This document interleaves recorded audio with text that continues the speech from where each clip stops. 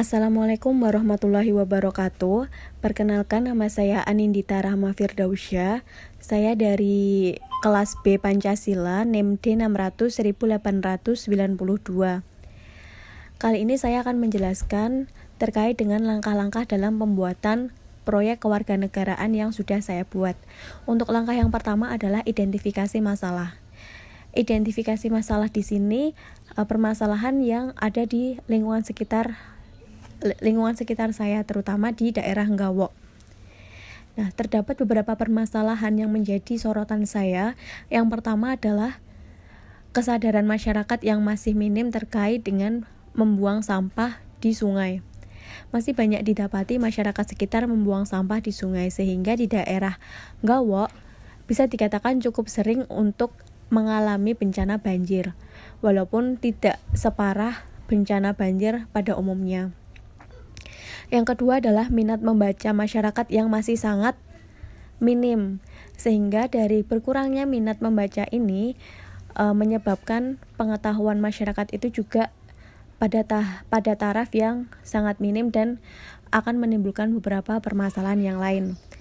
Yang ketiga adalah konstruksi masyarakat yang masih sangat menganggap perempuan itu rendah, seperti bisa dikatakan ketika melihat anak perempuan yang kuliah atau berpendidikan tinggi itu cukup sentimen atau memiliki stigma yang tidak baik, tapi tidak berlaku untuk anak laki-laki. Nah, konstruksi seperti itu yang cukup mengganggu di lingkungan sekitar, terutama saya sendiri sebagai mahasiswi yang berpendidikan tinggi di daerah tersebut, karena di sekitar saya kebanyakan anak usia saya itu sudah pada menikah atau mempunyai anak, sehingga masyarakat cukup sentimen terhadap anak perempuan yang memiliki pendidikan tinggi. Nah, dari permasalahan-permasalahan tersebut kemudian ada satu permasalahan yang nantinya dijadikan produk dari proyek kewarganegaraan, yaitu minat membaca yang kurang.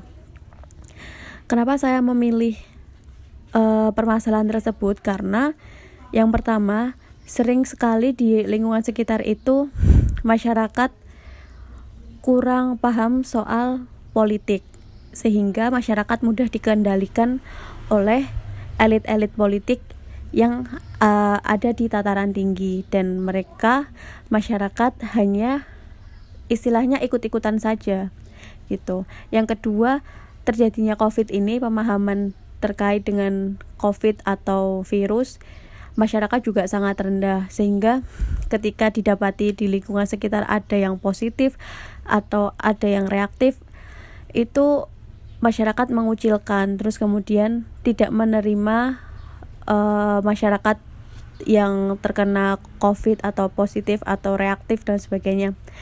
Nah, ini cukup mengganggu karena memang kurangnya literasi di diri masyarakat gitu. Nah, kemudian ini menjadi penting dan menjadi permasalahan yang nantinya dijadikan sebagai produk dari proyek kewarganegaraan. Nah, yang ketiga adalah identifikasi sebab akibat. Kenapa kemudian minat literasi yang ada di lingkungan sekitar itu tidak tinggi? Karena bisa jadi, misal seperti contoh anak-anak, bisa jadi di lingkungan anak-anak tersebut tidak dibentuk untuk membuat anak tersebut sering membaca. Terus kemudian pada diri orang tua atau lansia juga tidak ada minat untuk membaca, dan lebih percaya dengan apa yang dikatakan orang lain tanpa mencari sumber yang valid seperti itu. Nah, ini juga menjadi permasalahan. Akibatnya apa? Akibatnya adalah hoax yang merajalela. Terus kemudian penerimaan atau penyerapan informasi itu tidak secara objektif. Terus kemudian solusi apa yang nantinya digunakan sebagai produk proyek kewarganegaraan adalah pembuatan poster campaign untuk ajakan membaca. Nah, produk proyeknya nanti adalah berbentuk poster campaign yang berkaitan dengan ajakan agar masyarakat sadar untuk membaca dan bisa menerapkan literasi di lingkungan sekitar. Paling kecil adalah penerapan literasi di lingkungan keluarga. Seperti itu yang bisa saya sampaikan. Apabila ada kurangnya saya mohon maaf. Billahi fisabilillah wasabiqul khairat. Wassalamualaikum warahmatullahi wabarakatuh.